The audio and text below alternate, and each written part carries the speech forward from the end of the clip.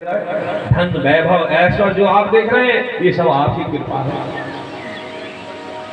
ब्राह्मण की कृपा नहीं होती, ये संपदा जो आप वैभव देख रहे हैं ब्राह्मण की कृपा से हुई है। भगवान को बार बार सुदामा मना कर रहे हैं, लेकिन आज भगवान अपने अश्रु धारा से सुदामा के पैर धोते जा रहे हैं। सुदामा जानते हो ब्राह्मण की कृपा से ये सब है, तो ये शिक्षा भगवान हमको प्रदान कर रहे हैं कि जब तक ब्राह्मण की सेवा नहीं होगी, ब्राह्मण के चरणों तक नहीं होगी, जब तक हमारा उद्धार होने वाला नहीं होगा।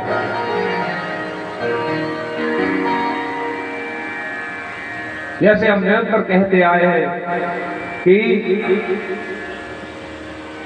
महीने में 6 महीने में साल में एक बार अपने घर में ब्राह्मण को बुलाना चाहिए। महाराज ब्राह्मण कैसे बुला? तो ब्राह्मण के लिए आप मई में 6 महीने साल में एक बार सत्यनारायण कथा बस करवा लो, जिससे उस बहाने ब्राह्मण भी आ जाएगा और आपके सत्यनारायण कथा हो जाएगा। भागवत जी का एक अंश कहा गया सत्यनारायण कथा।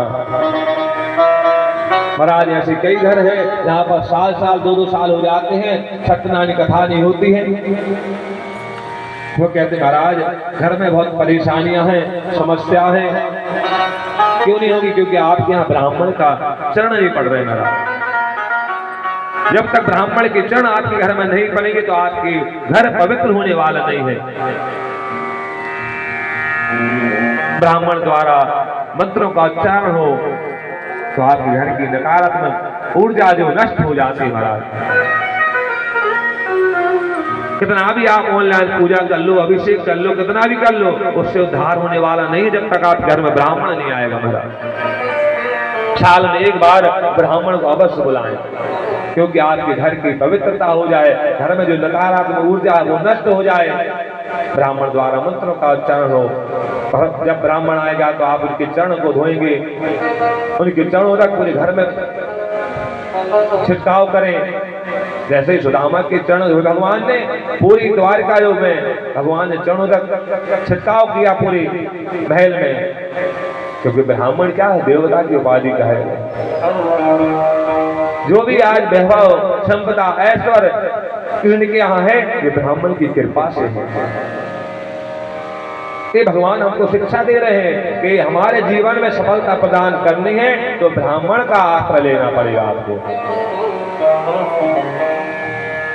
ब्राह्मण के उद्धार होने वाला नहीं है। तो ऐसे भगवान ने सुदामा जी के चरणों को धोया। आज भगवान से कहा, भगवान ने कहा आइए हम लोग भोजन कर लें। सुदामा के साथ बैठे हैं, 56 प्रकार के भोजन बनाए रुक्मिणी जी ने। सुदामा ने कहा भगवान कृष्ण मैं ये 56 प्रकार का भोजन नहीं करता हूँ। क्यों नहीं करते? क्योंकि ज्यादा भोजन करने से बुद्धि विकृति हो जाती, भगवान भजन नाम करने में मन नहीं लगता है। मैं तो एक टिक्कड़ बनाता हूँ और पानी के साथ ठाकुर जी को भोग लगाता हूँ, वही पाता हूँ। ज्यादा ये विभिन्न प्रकार के मैं व्यंजन नहीं खाता हूँ। भगवान बहुत मनाने लगे, नहीं माने। जब सुदामा ने फिर खाए, साथ में प्रसाद ग्रहण किया। अब देखा कि सुदामा कुछ अपने बाजू में कुछ पोटली दबाए हुए। भगवान ने कहा क्या बात, हाथ दर्द हो रहा था, ऐसा हाथ ऊपर क्यों उठाए हुए हैं? सुदामा बता नहीं रहे हैं।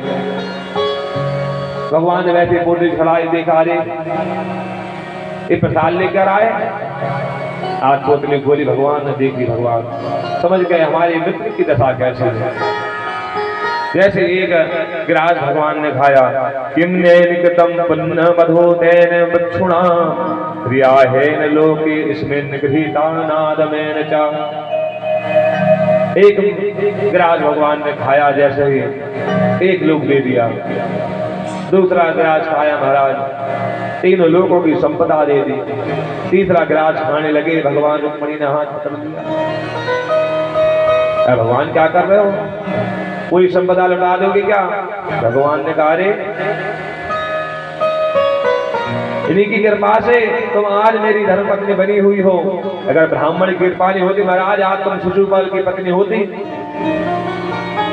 रुक्मणी ने कहा महाराज मैं मना नहीं कर रही हूँ, आप पूरा प्रसाद खा लो, थोड़ा हम लोग को भी प्रसादी मिल जाए आपके मित्र की। भगवान